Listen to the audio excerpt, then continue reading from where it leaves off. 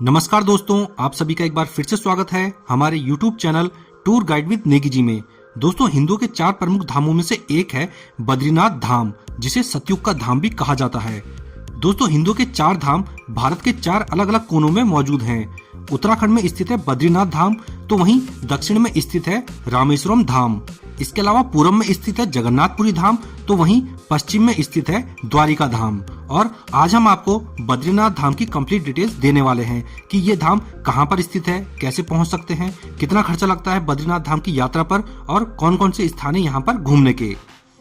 दोस्तों, बद्रीनाथ धाम देवभूमि उत्तराखंड के चमोली जिले में नर और नारायण पर्वतों के बीच में स्थित है। इसे सतयुग का धाम कहा जाता है। दोस्तों, उत्तराखंड में जो छोटी 4 धाम यात्रा होती है उसमें बद्रीनाथ धाम की यात्रा भी होती है, लेकिन हिंदुओं के जो प्रमुख 4 धाम हैं वो हैं बद्रीनाथ, रामेश्वरम, द्वारिका और जगन्नाथपुरी। दोस्तों, बद्रीनाथ धाम भगवान विष्णु को समर्पित बेहद ही पवित्र मंदिर है। कहा जाता है कि हिमालय का ये पूरा क्षेत्र पहले भगवान शंकर का हुआ करता था और एक बार भगवान विष्णु यहाँ पर आए और अलकनंदा नदी के तट पर पहुंचे तो उन्हें ये जगह योग ध्यान के लिए बहुत पसंद आई। भगवान शिव से ये भूमि लेने के लिए भगवान विष्णु ने बालक का रूप धारण किया और रोने लगे। रोने की आवाज सुनकर भगवान शिव और माता पार्वती जब यहाँ पर पहुंचे तो उस बालक ने उनसे इस स्थान को मांग लिया। तब से ये पवित्र स्थान बद्री विशाल के नाम से प्रसिद्ध है। तब से यहाँ पर भगवान विष्णु का निवास स्थान माना जाता है। तो दोस्तों, अब बात करते हैं कि ये धाम कब खुला रहता है और कैसे आप यहाँ तक पहुँच सकते हैं। तो दोस्तों, बद्रीनाथ धाम के बारे में आपको बता दूं कि बद्रीनाथ धाम साल में केवल 6 महीने ही खुला रहता है। गर्मियों के समय में केवल 6 महीने ही इसके कपाट खुलते हैं। इसके अलावा सर्दियों में नवंबर से लेकर अप्रैल तक यहाँ के कपाट बंद रहते हैं। तो जिनको भी दर्शन करने होते हैं वो केवल गर्मियों के समय ही यहाँ पर दर्शनों के लिए आ सकते हैं। बाकी टाइम यहाँ पे बर्फ बहुत ज्यादा गिर जाती है, जिस कारण यहाँ पे मंदिरों के कपाट बंद कर दिए जाते हैं और कोई भी यहाँ पर दर्शनों के लिए नहीं आ सकता। कपाट खोलने और बंद करने की तारीख यहाँ के धर्माचार्य ही तय करते हैं और ये लगभग दिवाली के समय यहाँ के कपाट बंद हो जाते हैं और उसके बाद फिर अप्रैल मई के समय दोबारा खोल दिए जाते हैं। इस तरह से यहाँ पे यात्रा चलती है। अब बात की जाए कि यहाँ पर पहुंच कैसे सकते हैं, तो आपको यहाँ पर पहुंचने के लिए सबसे पहले आप जिस भी शहर से आ रहे हैं आपको आना होगा पहले हरिद्वार में या ऋषिकेश में। ये दोनों शहर आसपास ही हैं, तो सबसे पहले आपको हरिद्वार या ऋषिकेश इन दोनों जगहों तक पहुंचना होगा। हरिद्वार और ऋषिकेश तक आप बस और ट्रेन दोनों ही माध्यम से पहुंच सकते हैं। और अगर आप फ्लाइट से आना चाहते हैं तो यहाँ का जो सबसे नजदीकी एयरपोर्ट है वो है जॉली ग्रांट एयरपोर्ट, जो कि ऋषिकेश से लगभग 21 किलोमीटर की दूरी पर है। तो इस तरह से सबसे पहले आपको आना है हरिद्वार या ऋषिकेश। अब बात करते हैं कि हरिद्वार और ऋषिकेश से बद्रीनाथ कैसे पहुंच सकते हैं। तो दोस्तों, ऋषिकेश से बद्रीनाथ धाम की जो दूरी है वो लगभग 290 किलोमीटर की है। तो यहाँ तक आप बस, टैक्सी, कार या फिर बाइक सभी तरह से जा सकते हैं। और बद्रीनाथ धाम तक कोई डायरेक्ट ट्रेन की सुविधा नहीं है, तो आप बस, टैक्सी, कार या फिर बाइक से ही यहाँ तक पहुँच सकते हैं। अब बस की बात की जाए तो बद्रीनाथ धाम के लिए जो सब बसें चलती हैं वो सुबह सुबह हरिद्वार और ऋषिकेश दोनों जगहों से चलती हैं। सुबह 5 बजे से लेकर 8 बजे तक यहाँ से बसें चलना शुरू होती हैं, जिनका किराया रहता है लगभग 600 रुपए। और ये बसें शाम को 7 से 8 बजे तक बद्रीनाथ पहुँचा देंगी। ये सबसे सस्ता ऑप्शन है बद्रीनाथ तक जाने का। ये बसें आपको हरिद्वार बस स्टेशन और ऋषिकेश बस स्टेशन से मिल जाएंगी। अब अगर आप कार से जाना चाहते हैं तो इसके लिए हरिद्वार और ऋषिकेश में बहुत सी ट्रैवल एजेंसी हैं जो आपको टैक्सी, बाइक और हेलीकॉप्टर की सुविधा प्रोवाइड कराते हैं। जैसे ही आप बस स्टेशन या रेलवे स्टेशन से बाहर निकलेंगे तो वहाँ पे बहुत सारी ट्रैवल एजेंसी आपको नजर आ जाएंगी। तो आपको जिसके भी रेट सही लगते हैं आप वहाँ पे जाके कार और बाइक वगैरह बुक करा सकते हैं, जिनका चार्जेस अलग अलग रहता है। जैसे अगर कार की बात की जाए तो स्विफ्ट डिजायर कार का जो 1 दिन का चार्ज रहता है वो फिलहाल में 3500 रहता है। और बाइक का जो रेंट है वो अलग अलग बाइकों का अलग अलग है। इसमें एक नॉर्मल बाइक का अगर रेंट की बात की जाए तो 1000 रुपए पर डे के हिसाब से यहाँ पे बाइक का रेंट रहता है। तो इस तरह से आप अपनी सुविधा अनुसार गाड़ी लेकर निकल पड़िए बद्रीनाथ धाम के लिए। बाकी कुछ ट्रैवल एजेंसी के वीडियोस के लिंक मैं नीचे डिस्क्रिप्शन बॉक्स में भी डाल दूंगा। अगर आपको वहां से बाइक लेनी है या कार लेनी है तो आप उनसे भी कॉन्टेक्ट करके अपने लिए गाड़ी बुक करा सकते हैं। और जब भी आप बद्रीनाथ धाम आएं तो एक दिन पहले आ जाएं और पहले ही दिन बस का टिकट भी ले लें। और अगर आप गाड़ी से जाना चाहते हैं गाड़ी वगैरह भी एक दिन पहले ही बुक कर लें, क्योंकि ऑन द स्पॉट कई बार गाड़ियां नहीं मिलती हैं। तो दोस्तों, इस तरह से सुबह सुबह निकल पड़िए बद्रीनाथ धाम के लिए। इसके बाद शाम को बद्रीनाथ पहुंच के सबसे पहले रूम का इंतजाम करना है। दोस्तों, बद्रीनाथ धाम में जो बसें जाती हैं वो सीधे मंदिर के आसपास ही पहुंचती हैं। यहाँ पे चढ़ाई वगैरह नहीं है, तो यहाँ पे मंदिर पास ही है, तो यहाँ पे बिल्कुल पैदल वगैरह की चढ़ाई नहीं है। और मंदिर के आसपास बहुत सारी धर्मशालाएं भी हैं, तो जहाँ पे आपको सस्ते रूम मिल जाएंगे, 500 रुपए तक में यहाँ पे रूम मिल जाते हैं।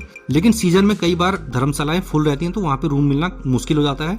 इस कंडीशन में आप होटल में रूम ले सकते हैं, जिनका चार्जेस 1000 रुपए से लेकर 3000 4000 रुपए तक रहता है। और अगर आपका बजट कम है तो यहाँ पे आप हॉल वगैरह भी ले सकते हैं। यहाँ पे हॉल में कई सारे बिस्तर लगे होते हैं, जिनका चार्जेस 300 रुपए से लेकर 500 रुपए तक का रहता है पर बेड का। तो इस हिसाब से अगर आपका बजट कम है तो आप 300 रुपए का बेड लेकर भी यहाँ पर रुक सकते हैं। और खाने पीने की बात की जाए तो सबसे जो सस्ती थाली बैठती है वो यहाँ पे 150 रुपए से 200 रुपए तक के बीच में मिलती है। थोड़ा खाने के रेट यहाँ पे ज़्यादा है, लेकिन क्योंकि ये जगह बहुत ही ऊंचाई पर है, बहुत ही मुश्किल से यहाँ पे सामान पहुँचाना थोड़ा टफ रहता है, इसलिए थोड़ा खाने के रेट भी यहाँ पे महंगे हैं। इसके बाद दोस्तों खाना वगैरह खा के रात में सोने के बाद सुबह सुबह निकल पड़िए बद्रीनाथ धाम में दर्शनों के लिए। बद्रीनाथ धाम में पैदल चढ़ाई बिल्कुल ना के बराबर है। यहाँ से मंदिर बिल्कुल आसानी से पैदल ही पहुंचा जा सकता है। और जो लोग बुजुर्ग हैं, जो बिल्कुल भी नहीं चल सकते हैं, तो उनके लिए यहाँ पे डोली वगैरह रहती है, जिनका अलग अलग चार्जेस हैं। और जो मंदिर है वो सुबह 5 बजे से रात 9 बजे तक खुला रहता है दर्शनों के लिए, तो आप इसी दौरान कभी भी दर्शनों के लिए जा सकते हैं। तो सबसे अच्छा रहेगा कि सुबह सुबह दर्शनों के लिए निकल पड़िए, ताकि आप और जगहों पर भी घूम सकें। मंदिर के लिए जब आप जाते हैं तो आपको मंदिर के किनारे ही अलकनंदा नदी भी बहते दिखाई दे जाएगी। यहाँ का जो दृश्य होता है वो बेहद ही शानदार होता है। मंदिर में जाने से पहले आपको यहाँ पे तप्त कुंड भी दिखाई देंगे। मंदिर में दर्शनों के पहले यहाँ पे सभी लोग स्नान करते हैं और उसके बाद ही मंदिरों में दर्शनों के लिए जाते हैं। इस तप्त कुंड में स्नान करने का विशेष महत्व है और इस तप्त कुंड की खासियत यह है कि यहाँ पर हमेशा ही पानी गर्म निकलता रहता है, जबकि इस पूरे इलाके में आपको बहुत ही ठंडा पानी देखने को मिलेगा। ये इलाका बहुत ही ठंडा है, इसके बावजूद यहाँ का जो तप्त कुंड है वहां से हमेशा गर्म पानी निकलता है। अब दोस्तों यहाँ तप्त कुंड में स्नान करने के बाद निकल पड़िए मुख्य मंदिर में दर्शनों के लिए। दोस्तों यहाँ पे जो मंदिर की बनावट है वो भी बेहद ही खूबसूरत है, जो कि भगवान विष्णु को समर्पित है। तो दोस्तों इस तरह से आप पहले मंदिर में कर लीजिए दर्शन और 9-10 बजे तक आपके दर्शन यहाँ पर हो जाएंगे।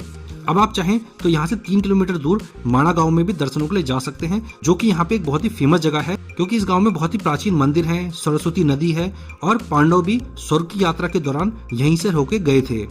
तो इन सब स्थानों के दर्शनों के लिए भी यहाँ माणा गांव में लोगों की अच्छी खासी भीड़ आती है। माणा गांव जाने के लिए कोई गाड़ी वगैरह नहीं चलती है। अगर आप अपनी गाड़ी से आए हैं तो आप वहां तक जा सकते हैं, नहीं तो आप पैदल ही यहां तक जा सकते हैं। 3 किलोमीटर का रास्ता है। दोस्तों ये गांव भारत का प्रथम गांव भी कहा जाता है। पहले इस गांव को भारत का अंतिम गांव कहा जाता था, लेकिन अब इस गांव को भारत का प्रथम गांव का दर्जा मिल चुका है। इस गांव से आगे लोग नहीं रहते हैं। इसके बाद यहाँ से हिमालय की ऊंची ऊंची चोटियां शुरू हो जाती हैं। लेकिन जैसे ही आप यहाँ गांव में पहुंचेंगे तो आपको बहुत ही प्राचीन चीजें दिखाई देंगी, जैसे कि प्राचीन गणेश गुफा, व्यास गुफा, सरस्वती नदी, वसुधरा वाटरफॉल, भीम पुल, ये सब आपको यहाँ पर देखने को मिलेंगे। आप चाहें तो यहाँ इस गांव में एक रात स्टे भी कर सकते हैं। यहाँ पर होम स्टे वगैरह भी बने हैं, जिनका चार्जेस 1500 रुपए से लेकर 3000 रुपए तक रहता है। दोस्तों यहाँ पर जो व्यास गुफा है, इसके बारे में कहते हैं कि पुराणों की रचना वेद व्यास जी ने यहीं गुफा में बैठकर की थी और भगवान गणेश गुफा में बैठकर पुराणों को लिख रहे थे। कहते हैं कि सरस्वती नदी यहाँ पर बहुत शोर मचा रही थी, तब गणेश जी ने सरस्वती नदी से आग्रह किया कि आप शांत हो जाएं ताकि मैं पुराणों की रचना कर सकूं। लेकिन जब सरस्वती नदी फिर भी नहीं मानी तो गणेश जी ने उन्हें श्राप दे दिया कि आप आज के बाद अदृश्य रूप में बहेंगी और किसी को दिखाई नहीं देंगी। इसलिए सरस्वती नदी यहीं तक दिखाई देती है, इसके आगे सरस्वती नदी कहीं पे भी नहीं दिखाई देती। इसके अलावा पांडव जब अपनी स्वर्ग यात्रा पर निकले थे तब वो भी इस गांव से होकर गए थे। जब वो यहाँ से होकर गुजर रहे थे तो भीम ने सरस्वती नदी को पार करने के लिए उस पर एक भीम पुल भी बनाया था, जिसे आज भी देखा जा सकता है। तो अगर आप बद्रीनाथ धाम की यात्रा पर आते हैं तो इन सभी स्थानों पर भी घूमना बिल्कुल ना भूलें। तो दोस्तों इस तरह से ऋषिकेश से बद्रीनाथ जाने आने और घूमने में 3 दिन का समय लग जाएगा और इस यात्रा के दौरान आपके कम से कम 4500 रुपये का खर्चा आएगा। ऋषिकेश से बद्रीनाथ जाने, रहने, खाने और वापस आने का, इन सब का खर्चा लगभग आपका 4500 रुपये आ जाएगा। तो इस तरह से दोस्तों आप बद्रीनाथ धाम की यात्रा कर सकते हैं। आशा करता हूँ ये वीडियो आपके लिए काफी हेल्पफुल रहा होगा। बाकी बद्रीनाथ धाम से जुड़ी कोई भी जानकारी आप चाहते हैं तो हमें कमेंट में कमेंट करके पूछ सकते हैं। दोस्तों वीडियो पसंद आया हो तो हमारी इस वीडियो को लाइक और चैनल को सब्सक्राइब करना बिल्कुल भी ना भूलें। वीडियो में लास्ट तक बने रहने के लिए धन्यवाद। जय हिंद।